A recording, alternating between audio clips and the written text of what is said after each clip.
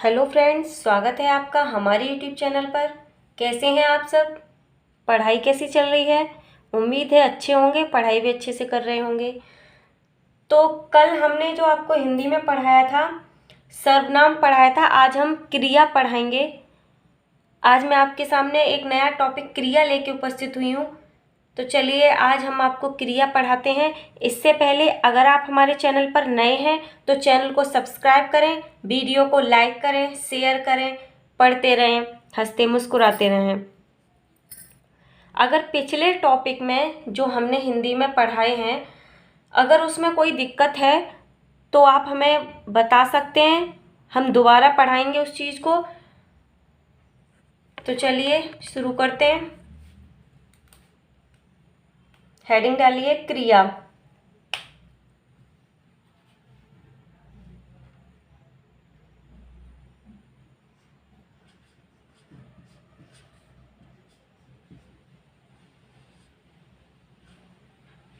Heading डालिए क्रिया।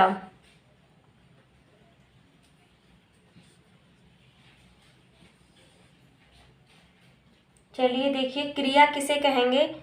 आप परिभाषा देखिए क्रिया की। जिस शब्द से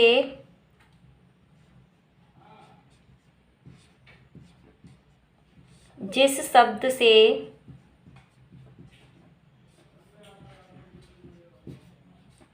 जिस शब्द से किसी कार्य का करना, जिस शब्द से किसी कार्य का करना या होना, करना या होना पाया जाता है,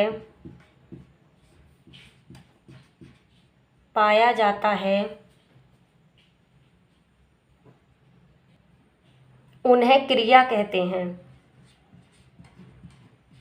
उन्हें क्रिया कहते हैं।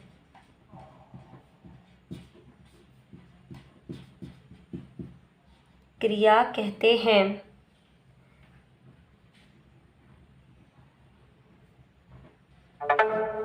देखिए क्या है क्रिया की परिभाषा। जिस शब्द से किसी कार्य का करना या होना पाया जाता है उन्हें क्रिया कहते हैं। ठीक, जिस शब्द से किसी कार्य का करना या होना पाया जाता है उन्हें हम क्रिया कहते हैं। जैसे उदाहरण में आप देखेंगे,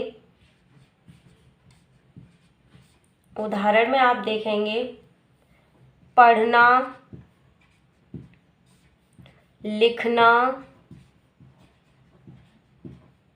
चलना, ये सब आपकी क्या है? क्रिया है। ये सब आपकी क्या है? क्रिया है। चलिए क्लियर हो रहा है? ये सब आपकी क्रिया है। अब देखिए सबसे इम्पोर्टेंट चीज़ जो अब हम बताने जा रहे हैं आपको। क्रिया की परिभाषा देख ली। जिस शब्द से किसी कार्य का करना या होना पाया जाता है उन्हें हम क्रिया कहते हैं। जैसे पढ़ना, लिखना, चलना, दौड़ना, खाना, पीना, ये सब क्या है? आपकी क्रिया है। ठीक है, ये सब आपकी क्रिया है। अब जो मैं बताने जा रही हूँ वो बहुत इम्पोर्टेंट है। देखिए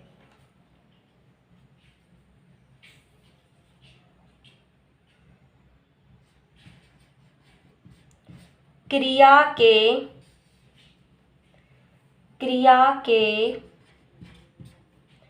मूल रूप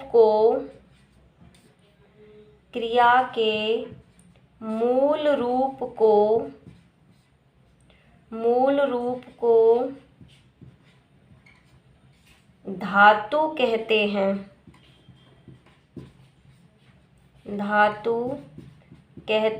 हैं। क्रिया के मूल रूप को धातु कहते हैं। ये आप अंडरलाइन कर लीजिए, ये बहुत इम्पोर्टेंट है। ठीक, ये लाइन कभी कभी सीधे सीधे ऐसे ही पूछ ली जाती है। क्रिया के मूल रूप को क्या कहते हैं? तो क्रिया के मूल रूप को क्या कहते हैं हम? धातु कहते हैं। क्रिया के मूल रूप को क्या कहते हैं? धातु कहते हैं। इसको याद रखिए, बहुत इम्पोर्टेंट है, ठीक है ना, ये बहुत इम्पोर्टेंट है, इसको याद रखिए। क्रिया के मूल रूप को धातु कहते हैं। तो क्रिया के मूल रूप कौन कौन से होते हैं? जैसे पढ़ है, इसमें ना लगा देंगे तो क्या हो जाएगा? पढ़ना। जैसे खा धातु है, पी धातु है, ठीक है ना, ये सब आपकी धातुएं हैं। तो हम सबसे इम्पोर्टेंट आपको ये याद रखना, क्रिया के मूल रूप को हम धातु कहते हैं। क्वेश्चन सीधे सीधे पूछ लिया जाता है कि क्रिया के मूल रूप को क्या कहते हैं, तो क्या कहते हैं क्रिया के मूल रूप को? क्रिया के मूल रूप को हम धातु कहते हैं, ठीक है ना। आपके यहाँ से ये क्वेश्चन बन सकता है, तो आप इसको जानते रहिए। चलिए, तो हमने आपको ये बताया, आगे हम बताते हैं क्रिया के भेद। क्रिया के भेद पढ़ाते हैं अब हम आपको, जहाँ से क्वेश्चन 100% फंसने की संभावनाएं रहती हैं। चलिए तो शुरू करते हैं। चलिए तो हम देखते हैं क्रिया के भेद। क्रिया के भेद पढ़ेंगे। चलिए देखते हैं।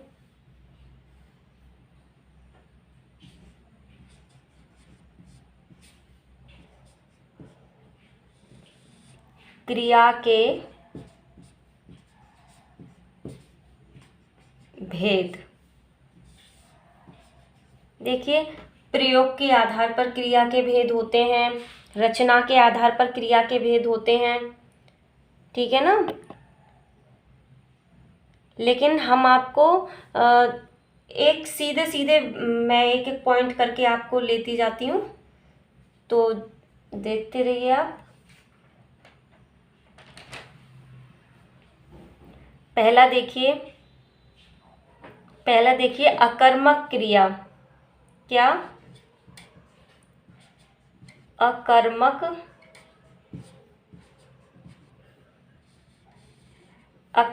क्रिया।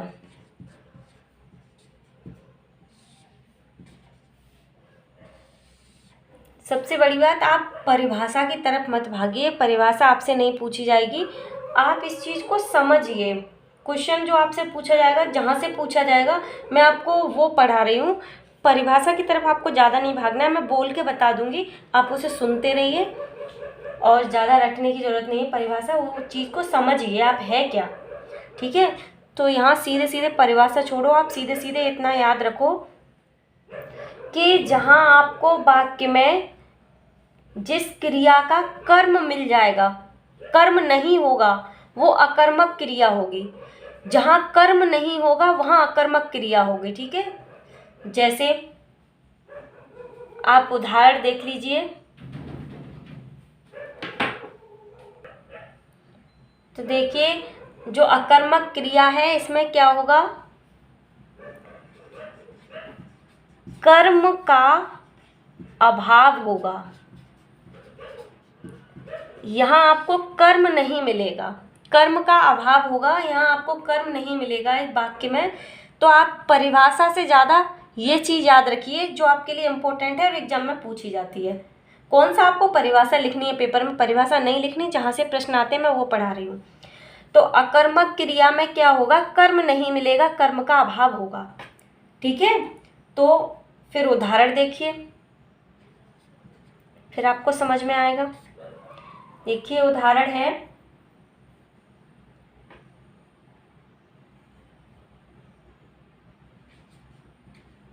वह पढ़ता है, वह पढ़ता है,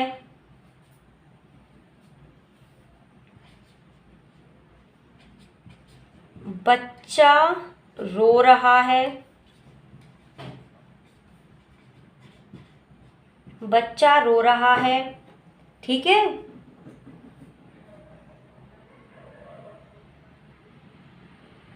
वह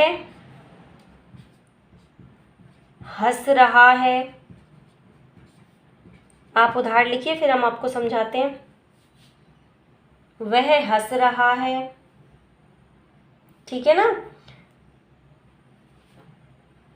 और देखिए, चलो तो देखो इसमें क्या हुआ, वह पढ़ता है, वह हो गया हमारा सर्वनाम। पढ़ना ये क्या है, हमारी क्रिया। अब आपको इसमें कर्म दिख रहा है, कहीं कर्म दिख रहा है? नहीं। वह पढ़ता है, अगर यहाँ लिखा होता वह किताब पढ़ता है, तब ये अकर्मक क्रिया नहीं होती, लेकिन यहाँ लिखा है सिर्फ वह पढ़ता है। वह सर्वनाम है, पढ़ना क्रिया है, इसके साथ कोई कर्म नहीं दिया हुआ है, तो ये कौन सी क्रिया हो गई? पढ़ना अकर्मक क्रिया हो गई। ठीक है ना, अकर्मक क्रिया हो गई। अब देखिए अगला है, बच्चा रो रहा है। बच्चा संज्ञा हो गई और रोना क्या हो गया? आपका क्रिया हो गया। इसमें कहीं कर्म है? नहीं, तो ये भी कैसी क्रिया हो गई आपकी? अकर्मक क्रिया। ठीक है ना। अब देखिए, वह हंस रहा है, वह सर्वनाम और हंसना क्रिया, तो इस क्रिया का कहीं कर्म है? नहीं, तो ये कैसी क्रिया हो गई? अकर्मक क्रिया। इतना समझ में आ रहा है आपको? अब देखिए, आपको मैं एक ट्रिक बताऊंगी जिससे आप अकर्मक और सकर्मक तुरंत से पहचान लेंगे। उससे पहले आप पहले इस चीज़ को समझिए, अकर्मक क्या है, सकर्मक क्या है। ठीक है, तो यहाँ क्या है, अकर्मक में कर्म नहीं होगा, कर्म का अभाव पाया जाएगा। जैसे वह पढ़ता है, इसमें कर्म नहीं दिया हुआ है, पढ़ना क्रिया कैसी है? अकर्मक क्रिया है। ठीक है ना। चलिए, ये अकर्मक समझ में आया आपको, तो चलते हैं अब अगला सकर्मक। अब देखते हैं सकर्मक, देखते हैं। चलिए हेडिंग डालिए, सकर्मक क्रिया। दूसरा है आपका सकर्मक क्रिया। सकर्मक क्रिया। ठीक, सकर्मक क्रिया। सकर्मक क्रिया में क्या होगा? इसमें कर्म होगा। इसमें क्या होगा? कर्म होगा। याद रखिएगा आप, कर्म होगा। ठीक, यहाँ आपको कर्म मिलेगा। जैसे उदाहरण आप देखेंगे, उदाहरण देखिए, उदाहरण देखिए आप, वह किताब पढ़ता है, वह किताब पढ़ता है। ठीक है, अगला देखिए, वह खाना खा रहा है। और देखिए अगला,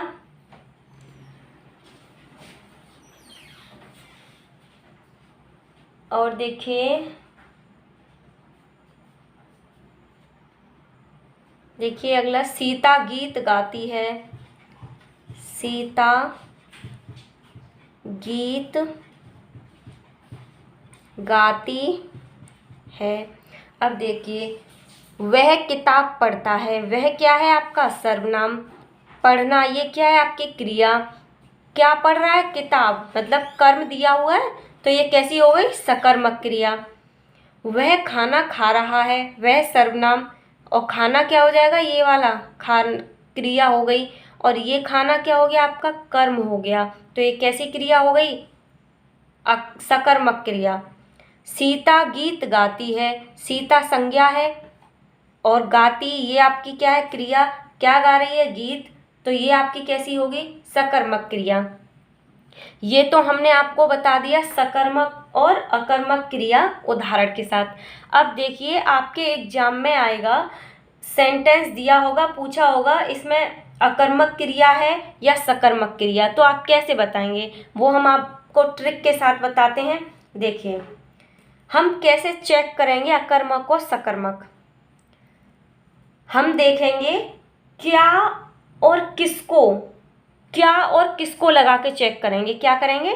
क्या और किसको। वाक्य है, उसमें हम देखेंगे क्या और किसको लगाएंगे। अगर हमें उत्तर मिल जाता है तो वो सकर्मक क्रिया है, और हमें उत्तर नहीं मिलता है तो वो अकर्मक क्रिया है। देखिए कैसे, वह पढ़ता है, तो हमने क्या बताया था, क्या और किसको लगा के चेक करेंगे ना।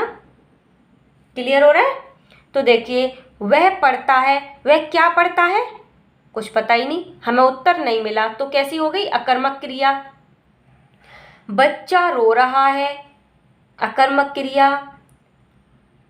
वह हंस रहा है, वह क्या हंस रहा है, कोई उत्तर मिला नहीं। वह किसको हंस रहा है, कोई उत्तर मिला नहीं। हमें क्या और किसको लगा के चेक करना है। अगर उत्तर मिल जाता है तो सकर्मक, उत्तर नहीं मिलता है तो अकर्मक। देखिए, वह किताब पढ़ता है, वह क्या पढ़ता है, किताब, उत्तर मिल गया तो कैसी हो गई, सकर्मक। वह खाना खा रहा है, वह क्या खा रहा है, खाना, तो उत्तर मिला, कौन सी क्रिया, सकर्मक क्रिया। सीता गीत गाती है, सीता क्या गाती है, गीत, तो ये कैसा हो गया, सकर्मक क्रिया।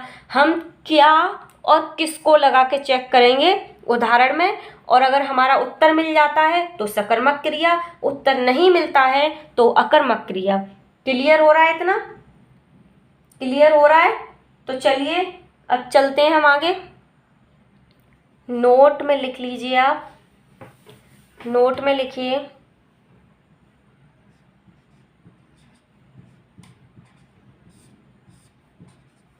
क्या लिखना है,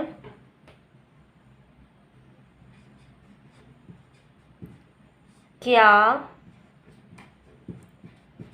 और किसको, क्या और किसको लगाकर हम अकर्मक और सकर्मक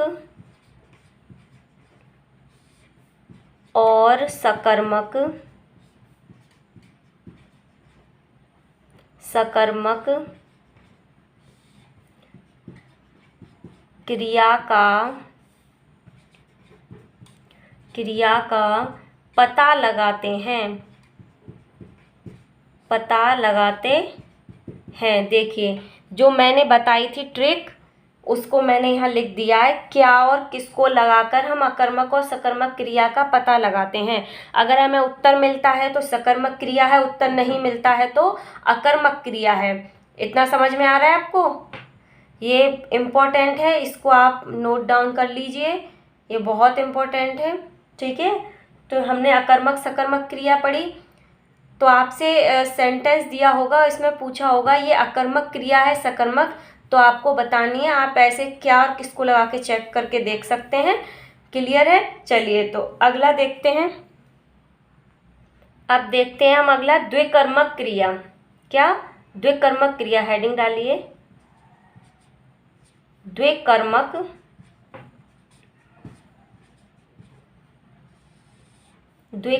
क्रिया। ठीक, क्या होगी द्विकर्मक क्रिया, देखते हैं। देखिए क्या होती है, जब क्रिया के साथ, जो आपको सेंटेंस दिया होगा, वाक्य में क्रिया के साथ दो कर्म प्रयोग में लाए जाते हैं, वहाँ द्विकर्मक क्रिया होगी। ठीक है, तो यहाँ आप शॉर्ट में लिख लीजिए, वाक्य में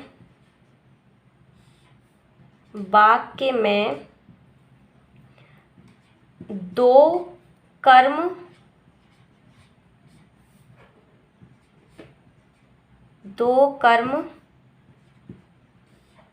प्रयोग किए जाएंगे। ठीक है ना, वाक्य में दो कर्म प्रयोग किए जाएंगे या दो कर्म आएंगे। आप अपने समझने के लिए कुछ भी लिख सकते हैं, लेकिन चीज़ यही इम्पोर्टेंट है, पूरी परिभाषा लिखना जरूरी नहीं है। मतलब ये निकल के आएगा जो मैंने लिख दिया, वाक्य में दो कर्म प्रयोग किए जाएंगे। ठीक है, चलिए तो उदाहरण देखते हैं द्विकर्मक क्रिया के। उदाहरण है आपके, उदाहरण देखिए, अध्यापक ने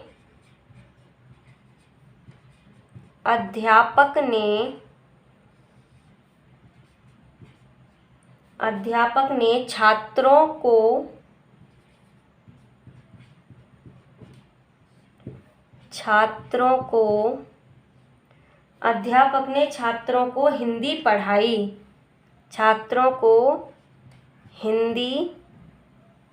अध्यापक ने छात्रों को हिंदी पढ़ाई।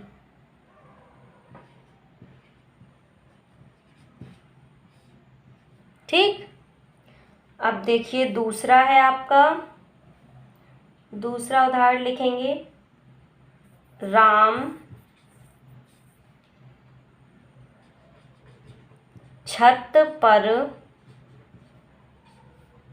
किताब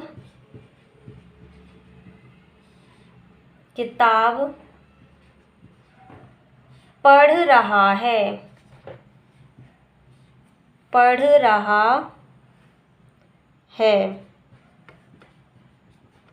ठीक है ना। राम छत पर किताब पढ़ रहा है। एक और एग्जाम्पल लिख लीजिए आप।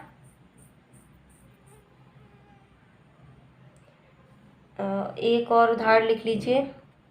लिखिए, राम ने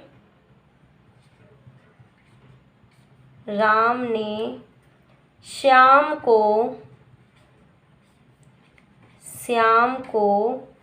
थप्पड़ मारा।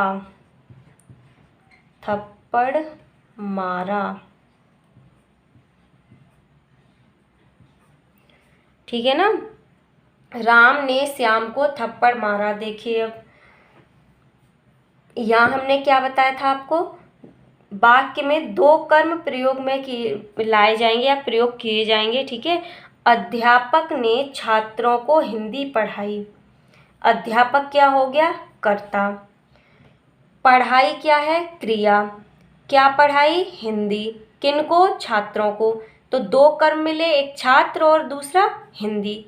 दो कर्म मिले तो ये कैसी होगी, द्विकर्मक क्रिया होगी। कैसी होगी, द्विकर्मक क्रिया।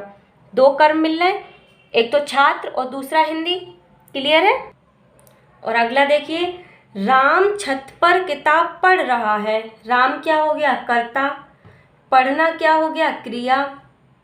क्या पढ़ रहा है, किताब। एक कर्म ये हो गया, कहाँ पर, छत पर। एक कर्म ये हो गया, तो एक कर्म ये, एक कर्म ये, दो कर्म आ रहे हैं तो ये कैसी क्रिया हो जाएगी, द्विकर्मक।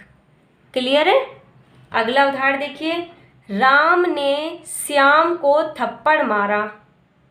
राम ने मारा है तो राम क्या हो गया, कर्ता।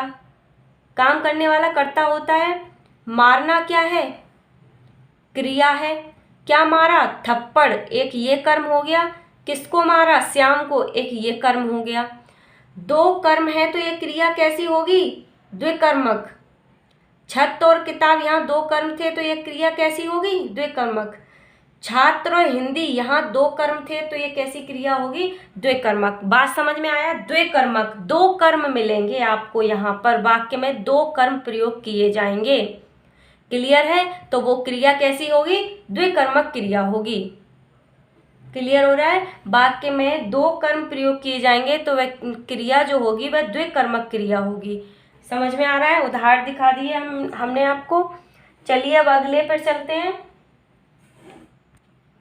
चलो क्रिया के कुछ अब अन्य भेद देखते हैं। क्रिया के अन्य भेद देखते हैं। ठीक। चलिए क्रिया के अन्य भेद देखते हैं। तो देखेंगे हम, पहला देखते हैं पूर्वकालिक क्रिया।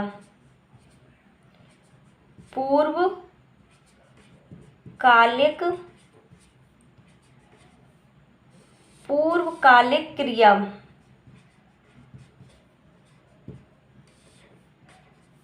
ठीक है ना। पूर्वकालिक क्रिया क्या होगी देखते हैं। देखिए क्या होगी, जब कर्ता एक क्रिया समाप्त करके दूसरी क्रिया करेगा तो जो पूर्व में समाप्त हुई क्रिया होगी उसे हम पूर्वकालिक क्रिया कहेंगे। डेफिनेशन लिखा है या फिर ऐसे ही? चलिए लिखा देते हैं डेफिनेशन, आप आगे देख लीजिए। जब कर्ता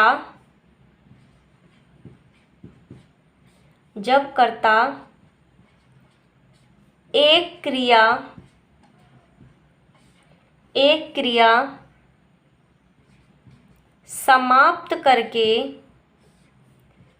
समाप्त करके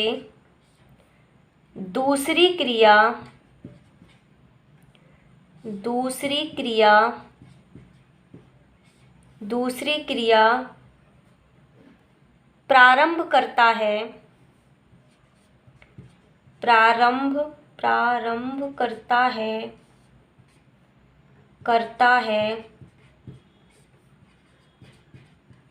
करता है तो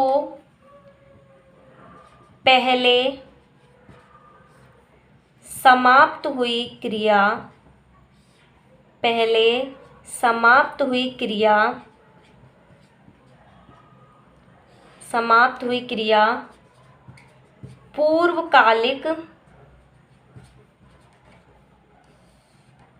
पूर्वकालिक क्रिया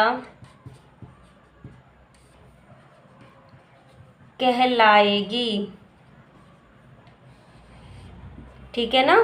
तो जब कर्ता एक क्रिया समाप्त करके दूसरी क्रिया प्रारंभ करता है तो जो पहले समाप्त हुई क्रिया होती है उसको ही हम पूर्वकालिक क्रिया कहेंगे, या वही क्रिया हमें पूर्वकालिक क्रिया कहलाएगी। तो उदाहरण देखें, देखिए कर्ता एक काम खत्म करा और दूसरा शुरू किया, तो जो खत्म कर चुका है उस क्रिया को हम पूर्वकालिक क्रिया कहेंगे। ठीक है? जैसे उदाहरण देके हम आपको समझाते हैं, उदाहरण देके समझाते हैं। देखिए उदाहरण है आपका,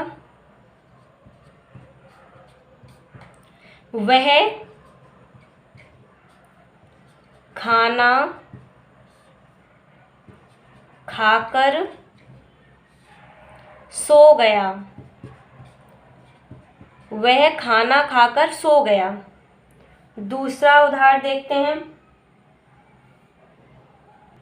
अगला देखिए, बच्चा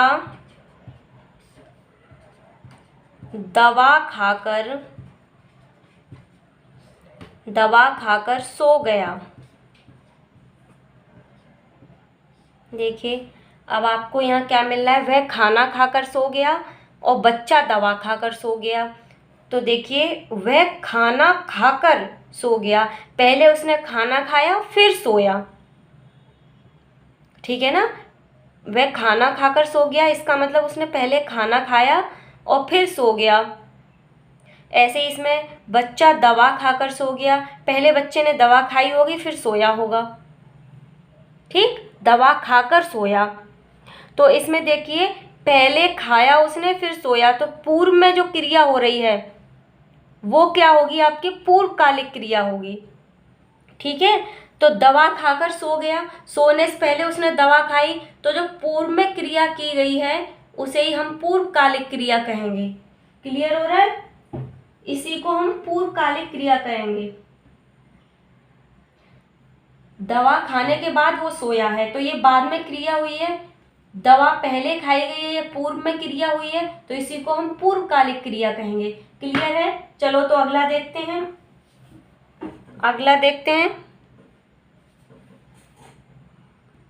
अगला देखिए, प्रेरणार्थक क्रिया। क्या? प्रेरणार्थक क्रिया। देखते हैं, प्रेरणार्थक क्रिया।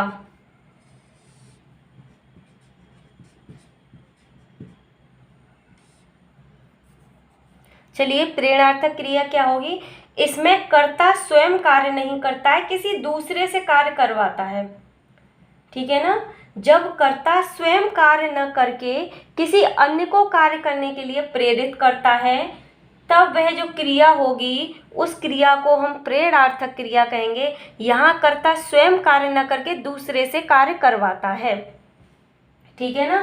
कर्ता स्वयं कार्य न करके दूसरे से कार्य करवाता है। ठीक है ना? उदाहरण में आप देखेंगे, परिभाषा लिखवाने की जरूरत है या मैं बोल के समझा रही हूँ, आप देखते रहिए। देखो उधार से देखिए आप, देखिए शिक्षक, शिक्षक, विद्यार्थी,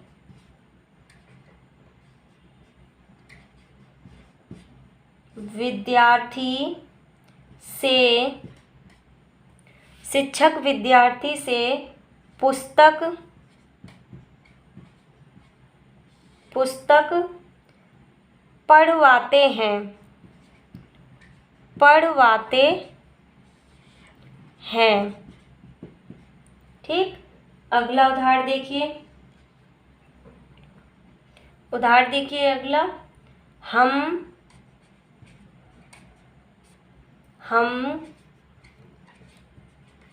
कुली से बोझ, कुली से बोझ उठवाते हैं। हम कुली से बोझ उठवाते हैं, शिक्षक विद्यार्थी से पुस्तक पढ़वाते हैं। ठीक है ना, क्लियर हो रहा है। अब देखिए वह, और लिख लीजिए, वह रोहन से सामान, वह रोहन से सामान मंगवाता है, मंगवाता है। अब देखिए हमने जैसा प्रेरणार्थक क्रिया में बताया था, कर्ता स्वयं कार्य न करके दूसरे को कार्य करने के लिए प्रेरित करता है। ये हमने इसकी परिभाषा बताई थी प्रेरणार्थक क्रिया की। हमने उदाहरण दिया शिक्षक विद्यार्थी से पुस्तक पढ़वाते हैं। तो जो शिक्षक हैं वो विद्यार्थी से पुस्तक पढ़वाते हैं, खुद नहीं पढ़ते हैं, विद्यार्थी से पुस्तक पढ़वाते हैं। तो ये आपकी यहाँ क्या है, प्रेरणार्थक क्रिया है। हम कुली से बोझ उठवाते हैं, हम बोझ खुद नहीं उठाते, कुली से उठवाते हैं, यहाँ प्रेरणार्थक क्रिया होगी। वह रोहन से सामान मंगवाता है, वह खुद नहीं लाता सामान, रोहन से मंगवाता है। तो आपको समझ आ रहा है, यह कर्ता स्वयं कार्य न करके दूसरे को कार्य करने के लिए प्रेरित कर रहा है। ठीक है ना, प्रेरित कर रहा है। तो ये प्रेरणार्थक क्रिया है। क्या आपको समझ में आई? परिभाषा हमने बोल दी है, आप देख लीजिए। लिखने में बहुत टाइम बर्बाद होगा, टाइम की थोड़ी बचत करनी है, आपका टाइम भी बहुत इम्पोर्टेंट है। तो चलिए देखते हैं अगला। चलिए अगला देखते हैं, नाम धातु क्रिया। क्या है? नाम धातु क्रिया। नाम धातु, नाम धातु क्रिया, ये सारी क्रिया बहुत इम्पोर्टेंट है। प्रेरणार्थक, पूर्वकालिक और नाम धातु। पूर्वकालिक क्रिया से तो शायद लास्ट टाइम भी क्वेश्चन देखने को मिला था हमें यूपी टेट में। तो ये क्रिया बहुत इम्पोर्टेंट है, इनको आप समझते रहिए, परिभाषा रटने से कुछ नहीं होगा, आप समझते रहिए। जैसे उदाहरण देखिए, ये है आपकी नाम धातु क्रिया। नाम धातु क्रिया क्या है? चलिए देखते हैं नाम धातु क्रिया क्या है। नाम धातु क्रिया, परिभाषा सुनिए, जब क्रिया संज्ञा और विशेषण के साथ जुड़कर प्रयुक्त होगी तो तब हम उसे नाम धातु क्रिया कहेंगे। जैसे नाम, देखो संज्ञा, संज्ञा प्लस धातु आएगा तो यहाँ भी नाम धातु क्रिया होगी। नाम धातु क्रिया, ठीक है। और विशेषण के साथ प्रयुक्त होगा, विशेषण के साथ धातु, तब जो बनेगी वो भी नाम धातु क्रिया होगी।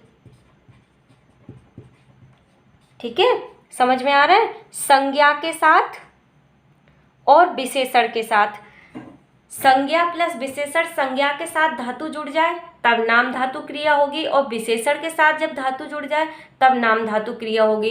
क्लियर है? अब उदाहरण आप देखना तब आपको समझ में आएगा। संज्ञा और विशेषण के साथ जब क्रिया प्रयुक्त होती है जुड़कर, तब हम उसे नाम धातु क्रिया कहते हैं। यही परिभाषा है, ठीक है ना। आप समझते रहिए कि जब क्रिया संज्ञा और विशेषण के साथ जुड़कर प्रयुक्त होती है तब हम उसे नाम धातु क्रिया कहते हैं। तो चलिए उदाहरण देखते हैं। ये मैंने आपको समझा दिया है, उदाहरण देखते हैं। देखिए, ये है आपका हाथ, ठीक है ना। हाथ, हाथ में हम धातु जोड़ दे रहे आना। ये आपका क्या हो गया, ये है आपका संज्ञा हाथ। ये क्या है आपका, धातु है या क्रिया है, क्रिया है ये आपकी, ठीक है, क्रिया। देखिए क्रिया, आना क्रिया है। अब इनको जोड़ के क्या बनेगा, हथियाना। क्या बनेगा आपका, हथियाना, ये बना आपका। और ये क्या हो जाएगा, तो ये आपकी हो जाएगी नाम धातु क्रिया। नाम धातु क्रिया। हमने क्या कहा था, संज्ञा के साथ क्रिया अथवा धातु हम बोल सकते जुड़कर प्रयुक्त होती है तो तब जो क्रिया बनेगी वो क्या होगी, हमारी नाम धातु क्रिया होगी। तो ये हाथ और आना, हाथ संज्ञा था, आना क्रिया था, इन दोनों को मिला के हमें मिला हथियाना। और हथियाना हमारा क्या हो गया, नाम धातु क्रिया। क्लियर है। चलिए, ये तो हमने संज्ञा के साथ जोड़ के दिखाया। हम दूसरा आपको विशेषण के साथ जोड़ के दिखाते हैं। विशेषण के साथ जोड़ के दिखाएंगे। देखिए,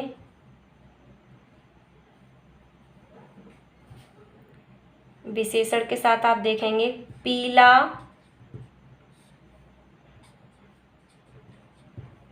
पढ़ना आपका क्रिया है, ये आपकी क्रिया हो गई। और ये क्या है, आपका विशेषण है, ये आपका विशेषण है। इन दोनों को मिला के क्या बनेगा, पीला पढ़ना। और ये आपका क्या होगा, तो ये आपका होगा नाम धातु क्रिया। क्या होगा, नाम धातु क्रिया। जल्दी जल्दी देखते रहिए, टाइम बर्बाद नहीं करना ज़्यादा। नाम धातु क्रिया क्या होगी, जब हमने कहा संज्ञा के साथ क्रिया प्रयुक्त होती है तो जो क्रिया बनेगी तब हम उस क्रिया को क्या कहेंगे, नाम धातु क्रिया कहेंगे। ये संज्ञा के साथ थी, ये विशेषण के साथ हमने करके दिखा दी, ठीक है ना। समझ में आ रहा है। अब आगे और हम उदाहरण आपको दे रहे हैं, वो आप देखते रहिए आगे उदाहरण। चलिए और उदाहरण देख लीजिए नाम धातु क्रिया के, फिर अच्छे से समझ में आएगा आपको। उदाहरण होंगे जैसे चक्राना, ये आपका नाम धातु क्रिया का उदाहरण है। मटियाना, ठीक, चक्राना, मटियाना, हथियाना, लजाना, लजाना और सठियाना, सठियाना, सुखाना। ये आपके क्या हैं, उदाहरण हैं। सुखाना और बतियाना, ठीक है ना। हथियाना, ये तो मैंने लिखा दिया है, हथियाना, चलो लिख लो। ये आपके उदाहरण हो गए, नाम धातु क्रिया के उदाहरण हैं। चक्राना, मटियाना, लजाना, सठियाना, सुखाना, हथियाना। इस टाइप के अगर आते हैं तो आप ध्यान रखिए, इसे नाम धातु क्रिया है और आपसे पूछा जाता है ये क्वेश्चन तो आप याद रखेंगे ये किसके उदाहरण हैं, नाम धातु क्रिया के उदाहरण हैं। आई होप आपको समझ में आ रहा होगा। चलिए तो आगे देखते हैं। चलिए अगली देखते हैं हम, सहायक क्रिया। अगली कौन सी क्रिया है, सहायक क्रिया। सहायक, सहायक क्रिया। सहायक क्रिया देखिए, सहायक क्रिया क्या होती है। सहायक क्रिया जो होती है मुख्य क्रिया के साथ प्रयुक्त होकर अर्थ को स्पष्ट और पूर्ण करने में सहायता करती है। आप इसको लिखेंगे या फिर उदाहरण समझ लीजिए, परिभाषा लिखने की ऐसी कोई खास ज़रूरत है नहीं। सहायक क्रिया क्या होती है, मुख्य क्रिया के साथ प्रयोग की जाती है। ठीक है ना। देखिए परिभाषा लिख लीजिए। यह क्रिया मुख्य क्रिया, यह क्रिया मुख्य क्रिया के साथ, मुख्य क्रिया के साथ प्रयुक्त होकर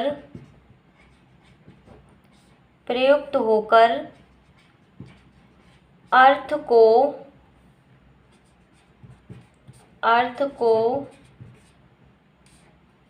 यह क्रिया मुख्य क्रिया के साथ प्रयुक्त होकर अर्थ को पूर्ण करने में सहायक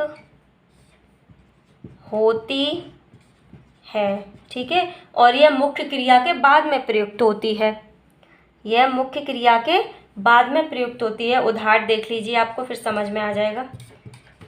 इससे क्वेश्चन नहीं पूछे जाते हैं, बहुत कम क्वेश्चन पूछे जा सकते, हो सकता है पूछा जाए, बता देते हैं हम आपको। देखिए सहायक क्रिया क्या होगी, मैं घर जाता हूँ। दूसरा उदाहरण देखिए, वे हंस रहे थे। अब देखिए, मैं घर जाता हूँ, मुख्य क्रिया क्या है, जाना। जाने के साथ ये प्रयुक्ति, ये आपकी क्या है, ये सहायक क्रिया है। सहायक क्रिया है जो मुख्य क्रिया के बाद प्रयुक्त हुई है। क्लियर है। वे हंस रहे हैं, इसमें कौन सी है, रहे थे, ये आपकी पूरी रहे थे, ये आपका पूरा क्या है, सहायक क्रिया। हंसना मुख्य क्रिया है और हंस रहे थे क्या है, सहायक क्रिया है। ये आपकी क्या है, सहायक क्रिया, सहायक क्रिया। क्लियर। ठीक, सहायक क्रिया समझ में आया। चलिए, तो आपका एक और बचा है संयुक्त क्रिया, उसको और देख लेते हैं। चलिए अगला देखते हैं, संयुक्त क्रिया। क्या है अगला, संयुक्त क्रिया। संयुक्त क्रिया, संयुक्त क्रिया क्या है, संयुक्त क्रिया जब दो या दो से अधिक क्रियाएं एक साथ जुड़कर प्रयोग होती हैं तो उन्हें हम संयुक्त क्रिया कहते हैं। क्या कहते हैं, संयुक्त क्रिया कहते हैं। जब दो या दो से अधिक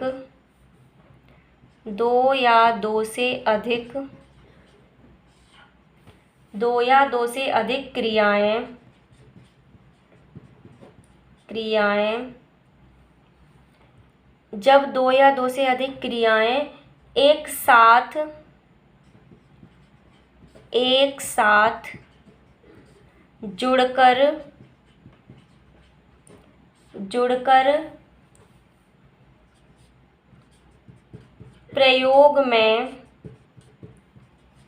प्रयोग में लाई जाती हैं, उन्हें संयुक्त क्रिया कहते हैं। क्या कहते हैं, संयुक्त क्रिया कहते हैं, संयुक्त क्रिया कहते हैं। तो देखिए, जब दो क्रियाएं या दो से अधिक क्रियाएं एक साथ जुड़कर प्रयोग में लाई जाती हैं उन्हें संयुक्त क्रिया कहते हैं। देखेंगे उदाहरण में, देखेंगे आप उदाहरण में देखेंगे, राम आता जाता रहता है। ठीक, राम आता जाता रहता है। और उदाहरण लिखिए आप, और देखिए, हवा चलने लगी। और देखिए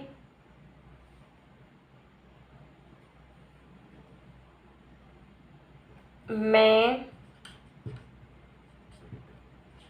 पढ़ना चाहता हूँ। देखिए ये आपके संयुक्त क्रिया के उदाहरण हैं। राम आता जाता रहता है।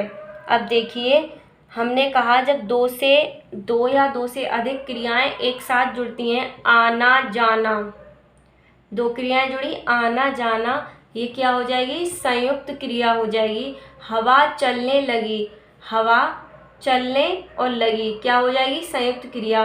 पढ़ना एक क्रिया है और चाहना भी एक क्रिया है, तो मैं पढ़ना चाहता हूँ, ये क्या हो गई आपकी? संयुक्त क्रिया। आपको समझ में आ रहा है? क्लियर हो रहा है? तो देखिए हमने संयुक्त क्रिया पढ़ाया, पूर्वकालिक क्रिया पढ़ाया, नाम धातु क्रिया पढ़ाया, प्रेरणार्थक क्रिया पढ़ाया और सहायक क्रिया, द्विकर्मक क्रिया, अकर्मक, सकर्मक क्रिया। हमने आपको इतना पढ़ाया। इसमें इम्पोर्टेंट आपके लिए रहेगा अकर्मक क्रिया, सकर्मक क्रिया। वहाँ से एक प्रश्न पूछा जाता है, जो मैंने ट्रिक बताई है, आप उसे ध्यान रखिए। द्विकर्मक क्रिया ध्यान रखिए, ये भी बहुत इंपॉर्टेंट है। और प्रेरणार्थक क्रिया, पूर्वकालिक क्रिया, इससे तो पिछली बार भी क्वेश्चन आया है। नाम धातु क्रिया, ये आप ज़्यादा याद रखिए, यहाँ से प्रश्न पूछे जाने की संभावनाएं रहती हैं, पूछा ही जाता है लगभग। तो आज हमने आपको एक पूरे वीडियो में क्रिया ख़त्म किया है। एक वीडियो में आज मैंने पूरा क्रिया पढ़ाया है। अगर आपको कोई दिक्कत है, कुछ समझने में प्रॉब्लम है, तो आप हमें कमेंट करके पूछिए। और हमारी क्लासें कैसी लग रही हैं, ये हमें कमेंट करके बताइए।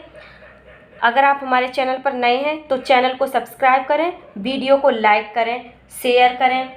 आपके पॉजिटिव रिस्पॉन्स से हम बेहतर करने की कोशिश करते हैं। तो आज के लिए बस इतना ही। Thanks for watching. Take care. Bye bye.